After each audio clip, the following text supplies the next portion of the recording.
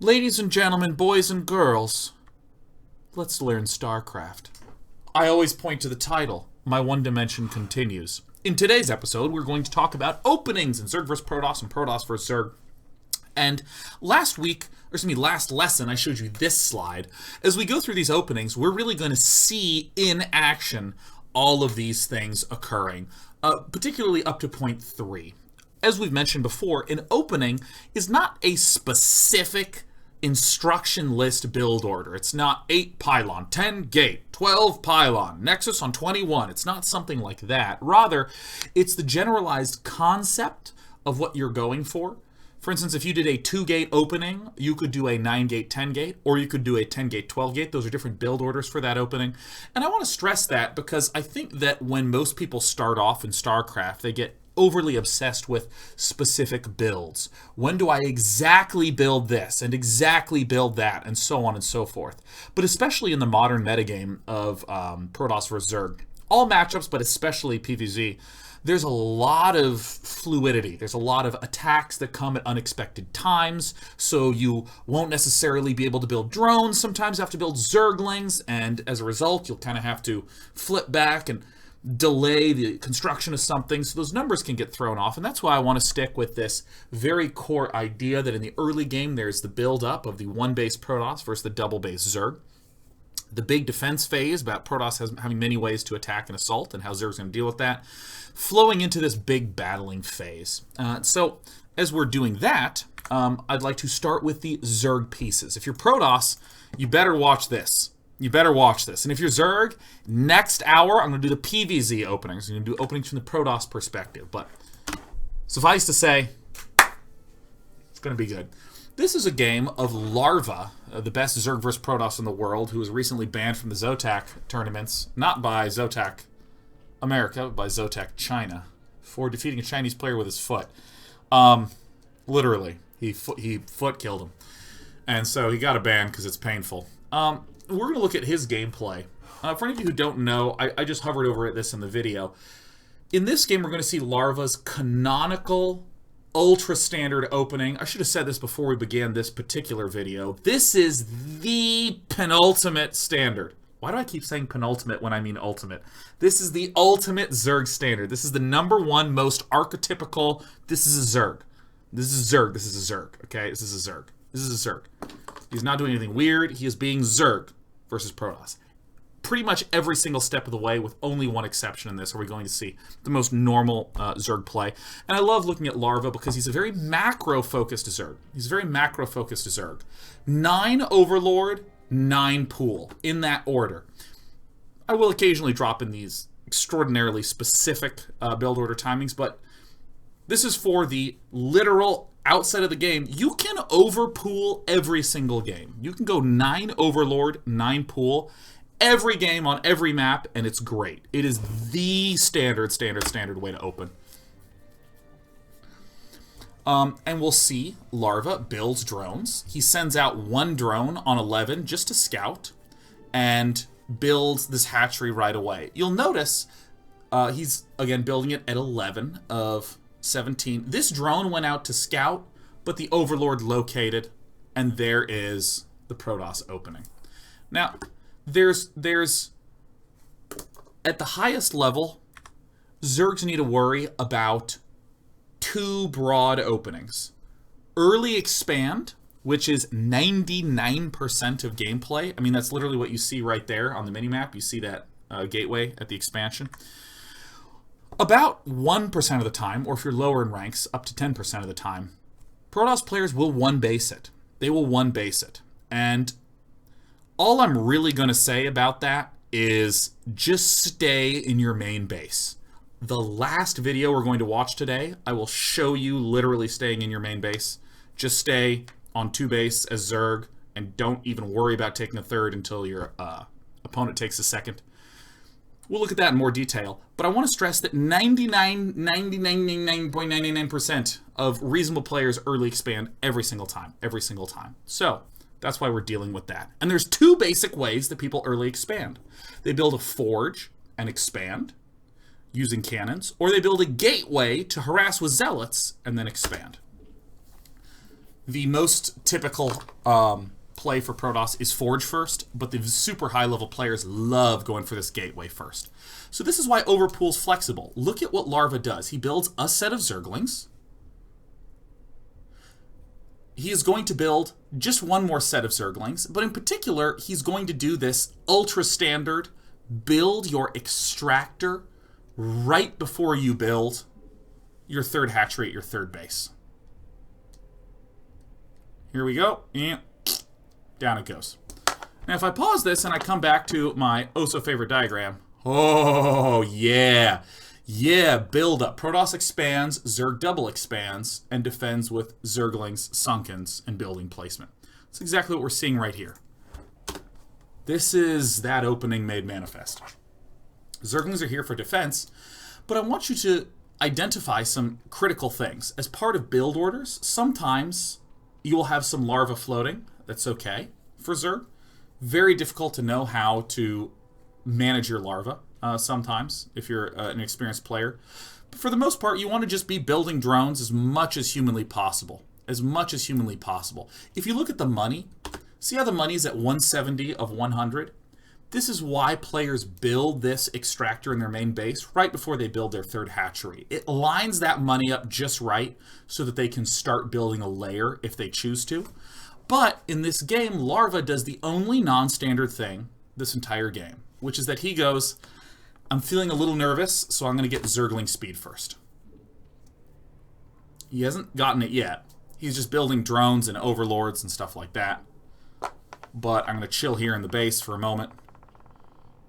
Yeah, there's the Zergling speed getting upgraded. You can see it up in the production panel. I think I actually pause it and show it. Boom, there it is. But this is where we actually begin to see these mid-game decisions. What's the big defense? Oh, I need Zerglings, Scourge, Sunkens, and Hydras. Even though we are still in the build-up phase, think of this big defense phase from the Zerg point of view as the big arrow pointing us where we need to go. We're going to see all those concepts that I talked about in the core strategy videos literally happen in this game. So, layer right away. Why layer? Oh, that's right, because in the next phase I'm going to need Scourge to fight against the Corsairs. Right, cool, got it. I'm clicking on these larvae like crazy. Because look at this. It's just drones, drones, drones, drones, drones, until speed is about to be done. I can't stress this enough. Just for the sake of flexibility, in any matchup, right when Zergling speed's about to get done, build 2 or 3 sets of Lings. Just pop them out.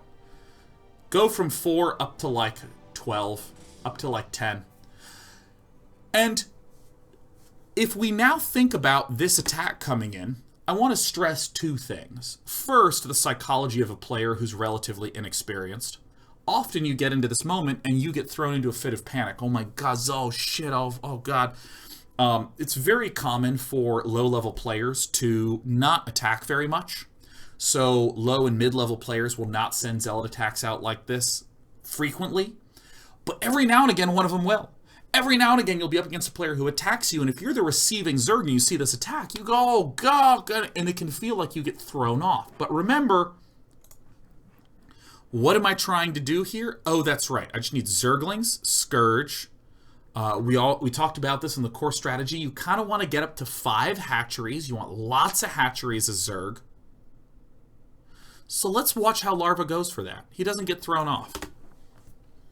First of all, he builds Zerglings, because in the early game, Zerglings are king. He just waltzes right up there, surrounds the Zealots. As he's killing those Zealots, I'm showing he's just getting the Spire as normal. And then just drones. Just drones, man. And when did he start building drones? When he killed all the Zealots. How was he able to kill the Zealots? He built Lings when he saw them coming, thanks to that Overlord out in the front. And then just surrounded him and killed him. Hooray, Zergling speed. There's this number I want you to just keep in mind. I'm going to reference it some in the future, but I'm going to really talk about it right now. In very standard Zerg play, just due to the way that timings line up, right around 35 supply, you'll see Larva, he's at 35 supply right now. Right around here, between 30 and 40 supply, is when Zerg does everything. everything related to this second big defense phase that Zerg hasn't already done, Zerg starts to wrap up to get ready for 3. It all happens right at about the same time, so let's watch this happen. First and foremost, it's still early game, so Lings are king. 1 hatchery goes down, we're at 33 supply. More drones get built, bringing us back up to around 40. Or bring us back to 35, and then another hatchery goes down. Cool. And as is the standard turtle Zerg, still at 35, another hatchery goes down, this time at a 4th base. You'll note that hatcheries 4 and 5 are built in defensive locations, like this. And this 6th hatchery is built in the bottom right. Boom. So we're still kind of in this same region. What else are we missing? Oh yeah, Sean talked a lot about Hydras, Sunkens, upgrades. There we're starting to see Sunken colonies get built. Oh, Zerg sees another big attack coming out. Okay, there's the Sunken colonies. I would like to stress, still Zerglings and drones and a few Scourge. That's it, right? Still Zerglings, drones, and a few Scourge. There's the evolution chamber going down. There's this attack coming in. I think I ignore it. Yeah, look, there's the Hydralisk den going down. Everything very turtled. See how all that happened between 30 and 40 supply? And because Lings are king, these Lings defend it, no problem. And it's sort of hilarious. I will wind up showing this in the Protoss openings video, which again, if you're Zerg, you've got to watch. That way you can understand it. Zerg both has a lot and doesn't have a lot. Zerg has 5 hatcheries done, almost 6. Zerg has 4 bases established. Whoa. But Zerg does not have any extra gas geysers. He only has 1. Zerg does not have that many drones. Look at the number of drones on the screen. I think it's 1, 2, 3, 4, 5. I think it's 8 or 9 here. Zerg has so few larvae at the start of the game until these hatcheries are built that Zerg just does not have a lot of units. Zerg had to build some Zerglings for the Zealots, had to build some Scourge for the Corsairs. So even though Zerg has a lot of potential to be scary and frightening and big and bad, he's not right now. So this is why all these thin defenses that Larva's setting up is so good. This Carapace upgrade is more common nowadays. But spore colonies to be able to defend the Overlords. A few Scourge against the Corsairs, but not mass Scourge. Hydra range upgrade, because we're going to be going Hydras in a moment. Where is that upgrade? Come on, there it is. There's the Hydralisk range upgrade. Some more annoying Zealots trying to move around the middle of the map with Larva trying to deflect them. Again, more Sunken colonies as best as can be done. And sometimes this happens. Sometimes Zerg's under pressure and pools some Larva. It's okay. That's okay. As long as you're still kind of on this course. And we can answer this question of the big 35 supply, what's going on? Well, remember, in this big battling phase, it's mostly a Hydralisk army for Zerg. It's kind of a big-ass Hydra army as lurkers are getting added. And so, that's exactly what we're seeing Larva do right here. This is annoying because Bisu is the most excellent player at being annoying of them all. In particular, he's really good at expanding whilst being annoying. And Larva is doing a number of other sort of rounding out moves in his mixture. I'm speeding the game up a bit, but, you know, now that he's on 4 base, he's getting this Overlord speed upgrade, so that way he can move out. He's getting this second gas geyser that you see there on screen. And even though, technically, Larva has a lot of stuff, he has a lot of bases, he's just now getting powered up. More hatcheries get added down here. Excellent.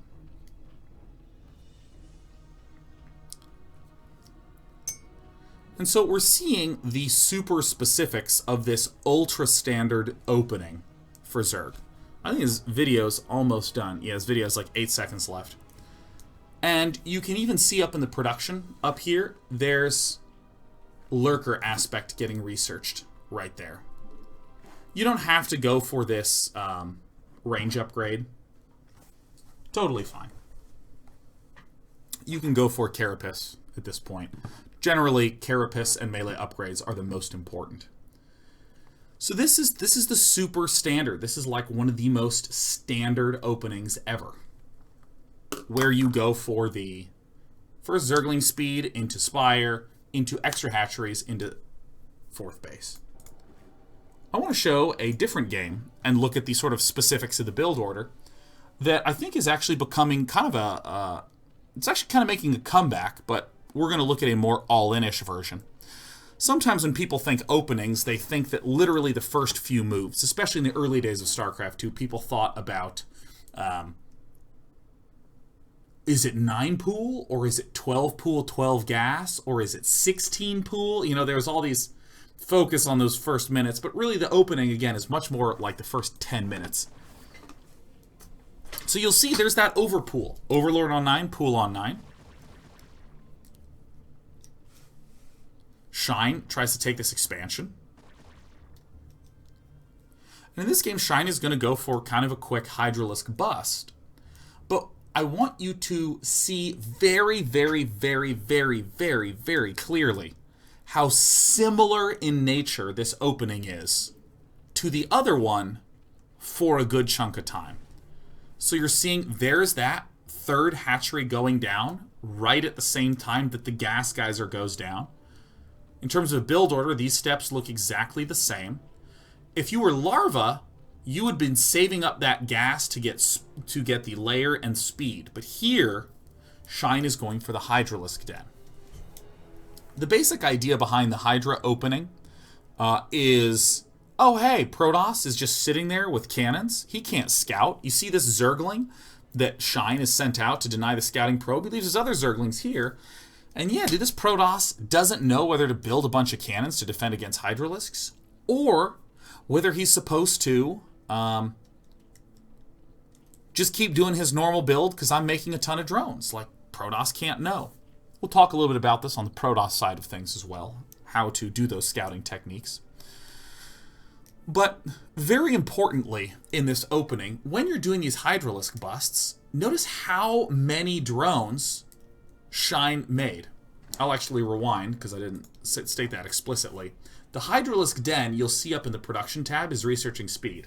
Still drones being made. Still drones being made. Still drones being made. Still drones being made. Still drones being made. Still drones being made. Still drones. Drones. Look at me highlighting the drones like a responsible netizen. Great. And then after a little bit of time passes, then the Hydralisks. Why? Because you just need the money. This is one of the hardest balancing acts for Zerg.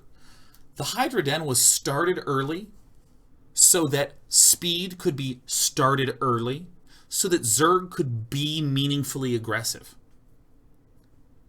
But Zerg didn't immediately begin building Hydras, or Zerg would have run into this problem where Zerg could only build out of 2 hatcheries even though he has 3.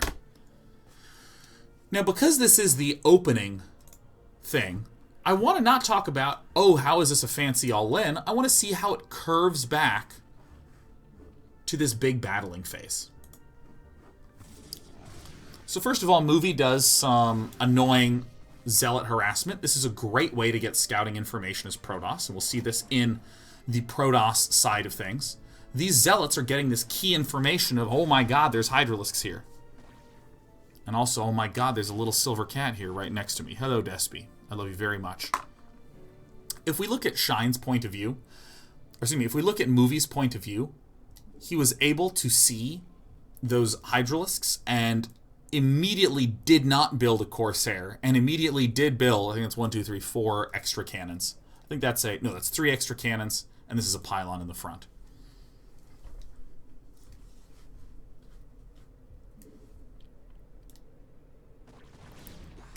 And this is what makes this attack really strong. If Protoss didn't immediately build a bunch of cannons,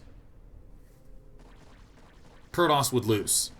Because you can see that Shine just waltzed up and killed 3 cannons, almost no problem. Shine is continuing to build only Hydras, getting the range upgrade, pressuring this as much as humanly possible. But remember, we want to ask the question, how does this curve back to normal play? Attempted all in here by Shine, just tries to go for the throat right away. And at this point, you still see 6 Hydralisks in production. Oof. Oof, this is tense. Moves forward, sees that there's a Reaver. Reaver deflects. And then, at this point in time, movie's safe. Now we have drones getting built. This is a response from Zerg. This is Zerg going, shit, I just now saw that I wasn't going to be able to win the game now. I better go play normal now. We'll see a different one in the third video, but still here, you see how there's drones being made. There's a layer going up. Why? Because Zerg wants, in the big battling phase, 5 hatches. A layer for Spire, or at the very least, Overlord speed. I think I said 5 hatches already. There's one of the hatches going down. There's the Evolution Chamber going down. There's the Spire going down. Cool. There's the 5th hatch going down. In a lot of ways, this is not a very complex transition that comes out of Shine. Shine really does just try to immediately go layer, Spire, extra Evolution Chamber for upgrade, go up to 5 hatch. But this is still a really important thing to note because Shine was able to peel back from this all-in situation to the normal look.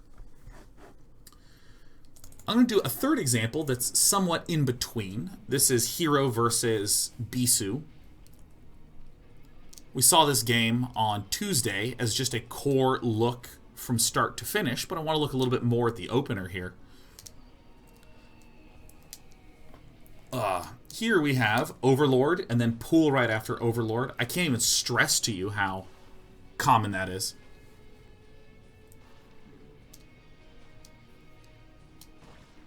This is really annoying when you get blocked and then all of a sudden you're like, oh my god, am I really going to lose my drone? Oh god. But that's alright. Just send another drone down.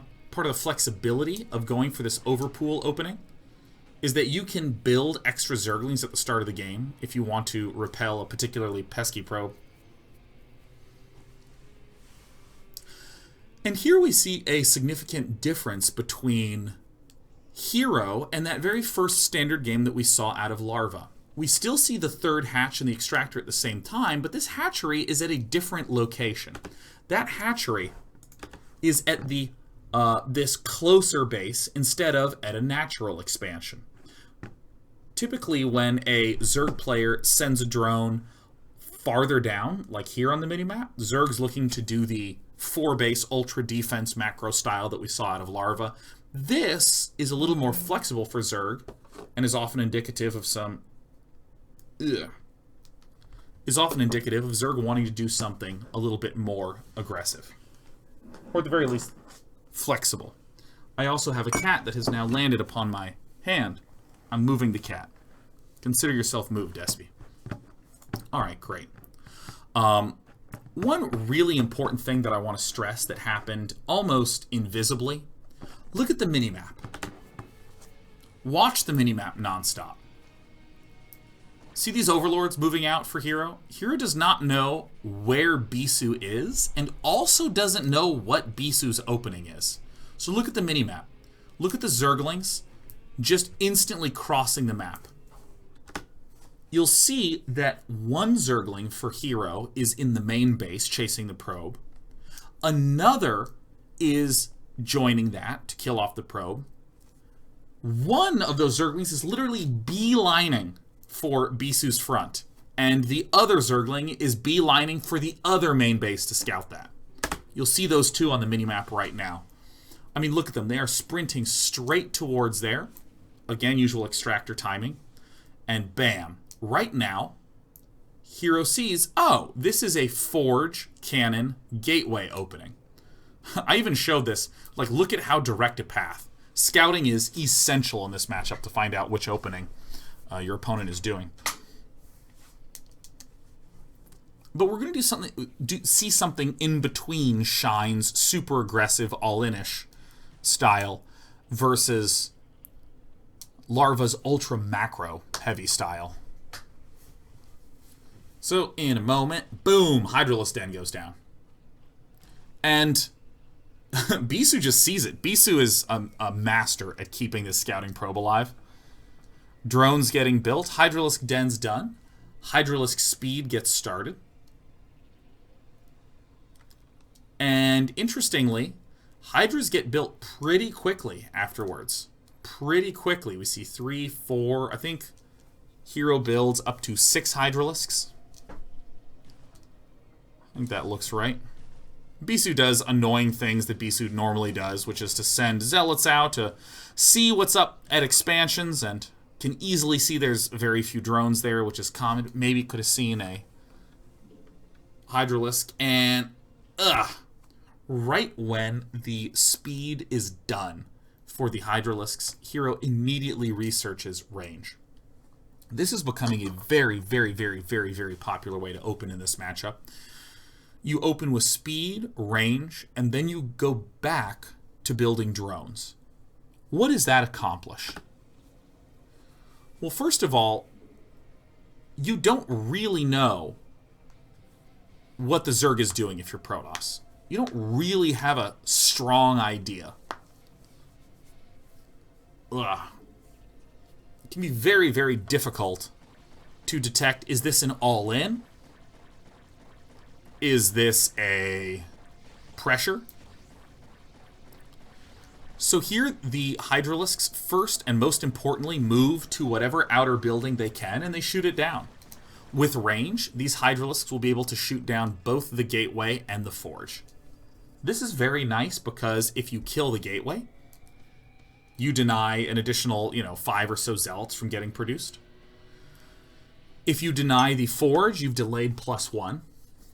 And let's look at how Hero worms and wiggles his way back to this standard. Again, by the time Zerg gets to this big battling phase, we're expecting 5 hatches, Overlord speed and Spire, Zergling speed, we're expecting Lurkers to be added in, and eventually a 4th base. That's what we're anticipating occurs.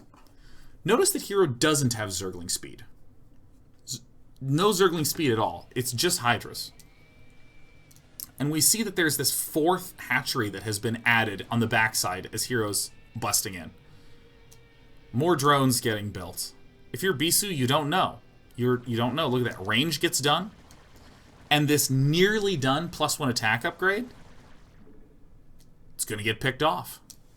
Bisu's doing more annoying Bisu things, just trying to run in there with a single Zealot.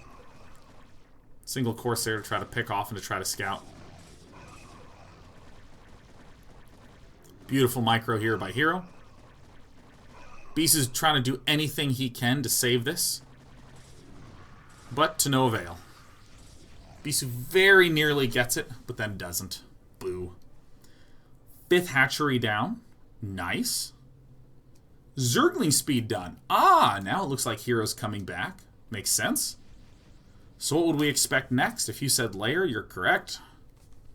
Sunken colonies. Interestingly, more Zerglings getting produced. Oh, there's the evolution chamber. So, whereas in the very first video we saw, let's see, we're 4:30 into this. In the very first video we saw, the first thing that we saw Larva get was Zergling speed, and then a layer, which we can see right there. Very first thing that he got after his 3 hatches. Whereas in this game, never show me that. In this game, very first thing that was got, Hydras, 5 hatch, both upgrades for Hydralisks. And then the last thing was the layer. It's important to see that, yes, these are different openings, but they're still going to arrive back at the same thing. Sort of think of this list that I'm showing here. This is like the straight line. You want to go down this, but if you get pushed to the left, you're going to have to weave back to the right to get back on this. Similarly, if you get knocked to the left, you're going to have to weave back right. And we're going to show a really weird game that Hero played. where he got super thrown off kilter and then just calmly played and got himself right back on track again.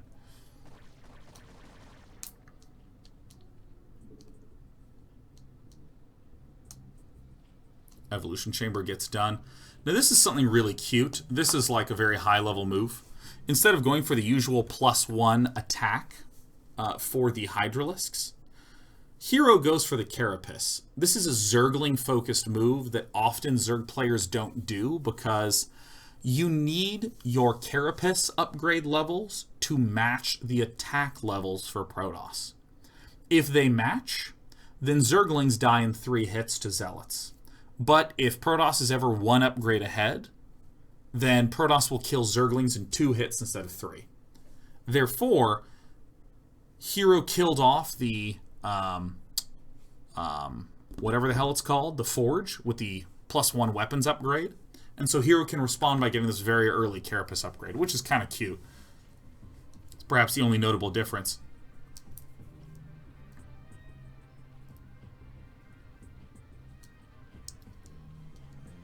So as we speed the game up, and we take a look at what on earth our good friend Mr. Hero's doing. Still sunken colonies behind evolution chambers. Beast is still pressuring and stuff like this. But with a nice healthy mixture of Hydras and Lynx, Hero holds it off. Awesome. Meanwhile, back home, with that Carapace upgrade going, Lurkers get researched right away. The layer's done for the pneumatized Carapace, aka Overlord speed. And we can see that Hero steps immediately in towards Lurkers. And I'm just going to ask a very probing question.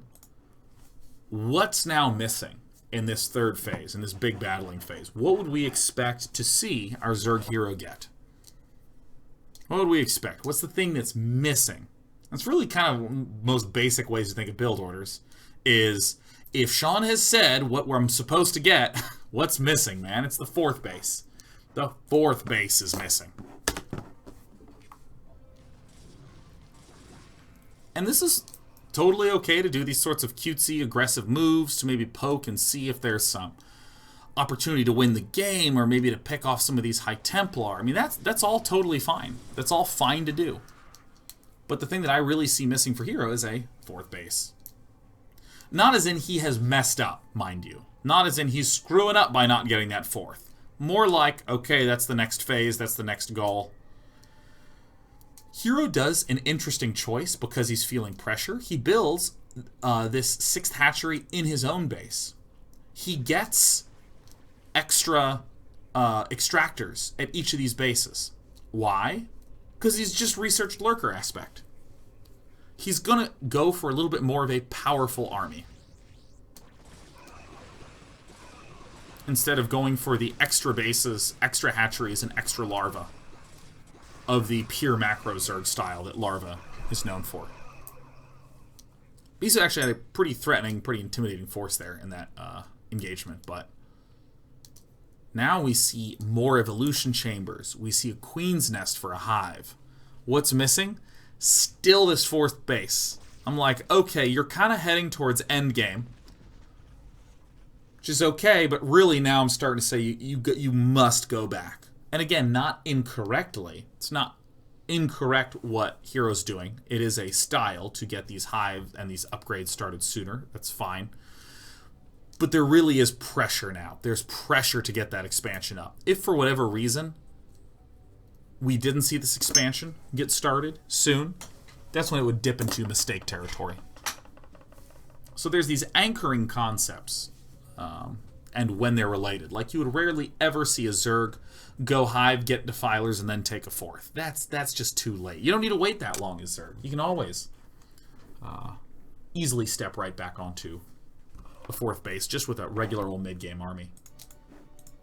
So this is a game that is weird. This is a game between Shuttle and Hero, where Hero did really weird stuff, and the start of the game was really odd. Okay, so overpool opening from Hero, that's normal. Fast gateway play from Shuttle, who for whatever reason, for a while he was playing under the name Eyewater. I don't know who gave him his names, but I honestly think that he's grounded. That's a terrible name, Eyewater. Maybe it means tears. Maybe he's trying to make some tear reference, but his name was Eyewater for a little bit. So there you go. I'm going to call him Shuttle because that's his name that he got famous on. But right away, with this early Zealot pressure, with this overpool, normally you try to build as few lings as possible if you're hero. Why? Well, because of this. Because of this shit, man. You need to start getting a lot of hatcheries, and a spire, and a Hydralisk den, and an evolution chamber. You need to start getting these in the big defense phase so you can be set up for the big battling phase. You need to do those, right? Or I should say you should do those. That puts you in the correct position for the later stage of the game. But Hero tries to do something tricky. Hero says, haha, I am going to overbuild Zerglings and try to just kill you right away. So he builds 6, which is, it's much more common to build 4. It's a little less common to go for 6. But, you know, still okay. It's when, you know, Zerglings Zerglings 7 and 8 and Zerglings 9 and 10 pop out. Oh no, subtitle track. Okay. Okay, so I want to show a few things right here. Normally, you don't build these lings up to 8 and 10. Still, we see the extractor getting built at the normal time. Still, we see the third base being built at the normal time. Probes running around. And what I want to show right here at this point when I click down on the minimap, this Zealot that showed up and is whacking away at this third base, Zerg has the lings available to kill that off. Zerg has 6 Zerglings right now that could go and just snap kill that. No problem whatsoever. Easiest kill. But Zerg's been so damn focused trying to kill off this probe in the main base to try to maybe exploit the fact that there's no defenses at the front that Zerg's not there. And then Zerg waits for those lings up to 8 to finish. And what Zerg could have done is take all the lings he has now and just send him here and defend this. But look at the minimap. It's very hard to see because for whatever reason, light brown is still an option in the game for colors. But you can see the brown units, the Zerglings, beelining over to Shuttle's expansion to try to kill.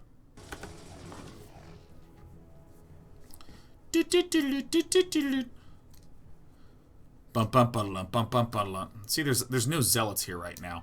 So weirdly, Hero has to cancel this hatchery. And when I see this, I'm like, oh no, this is really bad. And look at the thinnest defense ever. Probes come, Zealots come, and a shield battery that finishes at the last second. Zealot has 7 health, heals back up with the shield battery.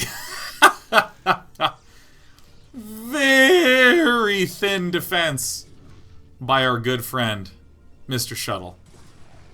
Now, if I'm Protoss, I'm going to be jumping for joy, dude. I'm going to be like, hell yeah, I won this game. Zerg is going for Zergling speed now. Zerg is totally screwed. Zerg's even got 7 drones in the main base. A few Zerglings wandering around here. What now? First of all, I just want to stress something. If you are up against a one-basing Protoss, you should do something very similar to what Hero's doing in this game. With the exception of the hatchery cancel, instead of building a hatchery at a third base, you should try to stay as cloistered into your main, as low on tech as possible. Just lings, hydras, sunkens, on hatchery tech. Stay low tech, high larva if you're up against a one-basing Protoss. And that will be the easiest way to hold off everything.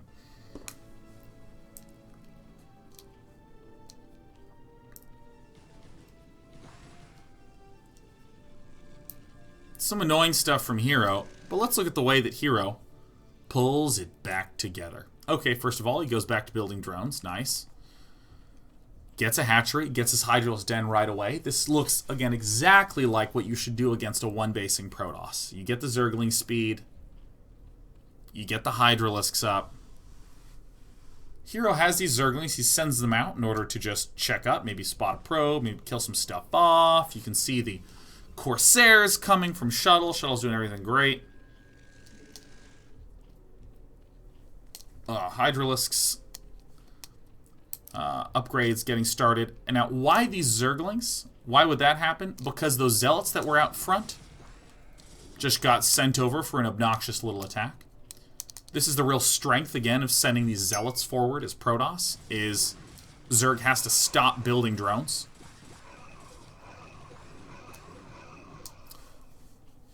An acceptable defense from Hero. Not amazing.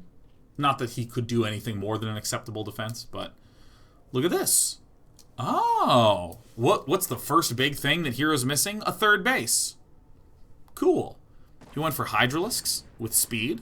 Now going for Hydralisk with range. Doesn't this look familiar? We already saw Hero do this against Bisu. What's the next thing that you'd expect? Either a lair or a 5th hatchery.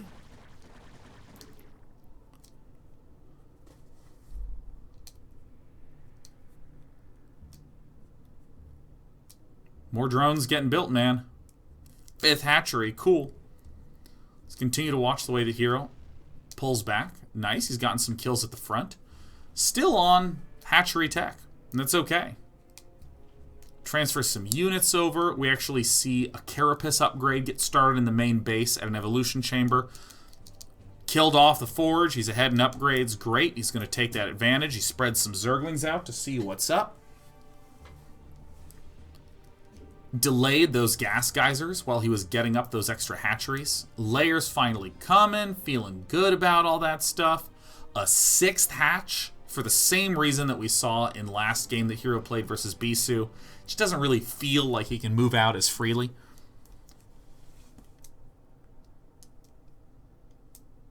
There's the lurker aspect incoming, and this looks like a real match. You would hardly know that Zerg was down to 2 bases right at the start of the game. You'd hardly know, because Hero so elegantly pulled back. Now even has Sunken Colony, some detection. Yeah, he's getting his Overlord speed. Just a really, really nice pullback play from Hero. And I think that that's the important thing to take away, is that no matter how far away you get pushed off course, you can always steer back to these core principles. More Zerglings early on, more Hydras in the middle, more well-rounded army plus lurkers in the late. And as long as you don't forget that you can get Scourge in between there, you're in good shape. You want to get a lot of hatches. It's okay to stay low-tech and focus on hatches. It's totally okay.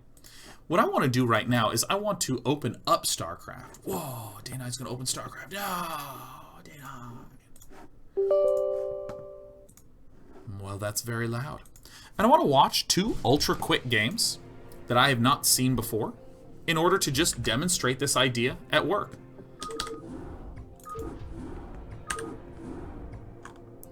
Alright, where is... Do you want to watch one from Hero? Do you want to watch one from Bisu? Do you want to watch one from... Those are your only choices. Let's watch some Hero PVZ. Let's watch this 1843 against Gumchi. And I'm going to immediately remove... Let's see if we can understand this Zerg opener. See if we can wrap our head around it. We would expect an overpool. Sometimes you'll see hatch pool openings.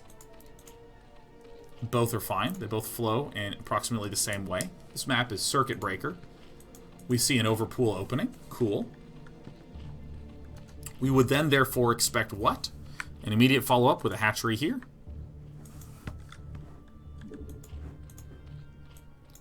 Alright, why does Hero do this? Hero is worried that he's going to get blocked here by a probe, so he just builds this as a hatchery. Remember that if you're building a hatchery here, instead of building the hatchery up here at this expansion, that's generally indicative of you wanting to do something a little bit more unit-focused and aggressive. I have our Zerg hatchery going down. All's good in the world. Now, what would we expect next out of Zerg? Oh yeah, at the same time he starts that 3rd hatch, he starts an extractor. Now this is not a game that I have ever seen before, so I want to stress to you how many similarities that we're seeing because of how standard these plays are. Look at this Zergling moving out, Zergling immediately moving out. Hey, sees the same thing. Forge-based opening.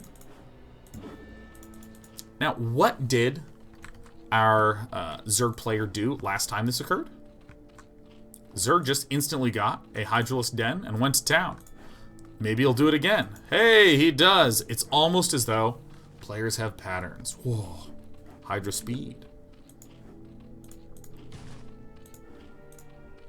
Just drones. Drones being built, man. Hydra speed. Look, he's building 5, 6, 7 Hydras.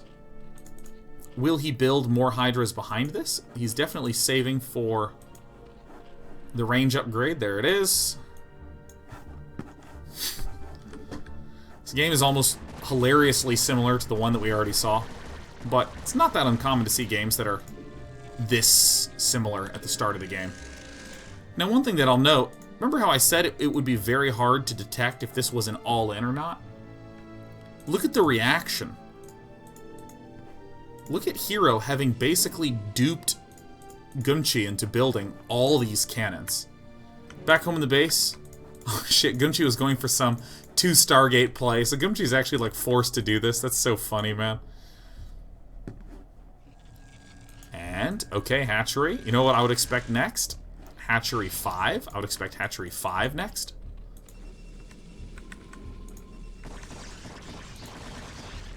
Range is done.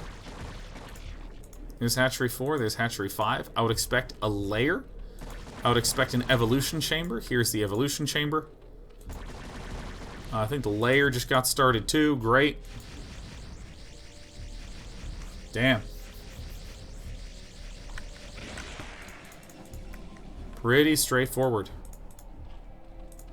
Let me actually speed this up. We'll watch a game from Effort. After this, yeah, Hatchery 6. Good lord, this is like the same game. It's like I just copy-pasted the same game. Again, look, there's the Queen's Nest coming up. Is he going to take a 4th now? Hot damn. I think one thing that I would note as the first notable difference in this game is that Protoss didn't apply any pressure. Bisu applied pressure in that 3rd game that we saw. And so here, Hero is feeling no pressure, and so Hero just takes a 4th, no problem. Much earlier than he did in his game versus Bisu. For the most part, the look is still approximately the same. Let's take a look at another game. There we are. Let's take a look at another game between Bisu and Effort. Another random game that I haven't seen to, again, indicate how common these themes are. Or maybe we'll get very lucky and see a completely different opening that makes absolutely no sense. Let's look at replay. I'm going to go with replay 42 between Bisu and Effort. No, I think I've seen that one already and it was bad. Let's do replay 101. Yeah, lots of Effort Bisu games. This is Effort, who is an absolute all-star Zerg. And this is Bisu, as you very well know, an all-star Protoss. So let's see what Effort does in these games. It could be a fast game. Could be an unfast game. It's looking like it's going to be a quick one. Look at that. It's an overpool opening. There's some builds that involve getting Zergling speed early on. Playing against him as Protoss is generally relatively intuitive. You build an extra cannon. You don't attack. Build an extra wall-off building. Things like this. 3rd hatch. When is it going to get built? A little while after this extractor. Generally at right about the same time. Boop. Hatch going down. Forge opening out of Bisu. Now, what I personally like to do, I like to go layer. I don't like to do any sort of weird shenanigans. Yeah, look at that. Ultra fast layer. Likely followed by ultra fast speed. There it is. The Overlord marches in, sees the Corsair building. Ugh. The Stargate. And it's just drones. Just drones being built. Okay, so what would we expect? Well, we saw the larva game. Should be hatch here. Should be hatch here. Could be hatch up here. Maybe just into Hydralisks.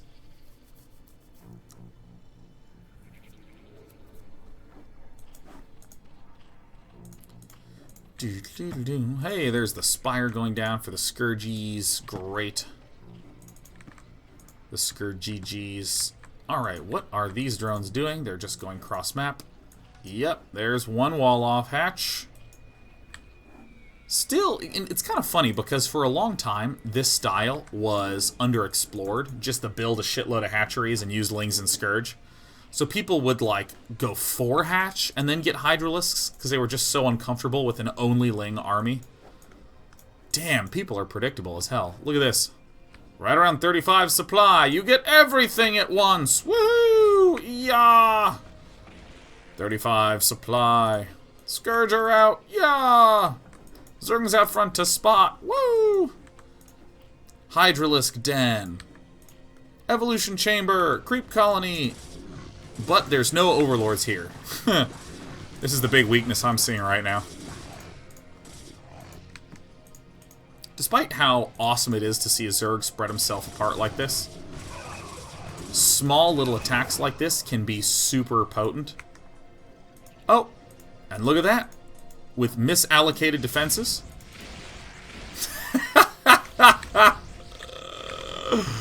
I would like you to know why I call this the big defense phase. Because it's easy to screw up, man. There is now an Overlord in the main base, killing the Spire. Or excuse me, a Dark Templar in the main base, killing the Spire. I'm so glad this was the last game to end on. This is a perfect segue.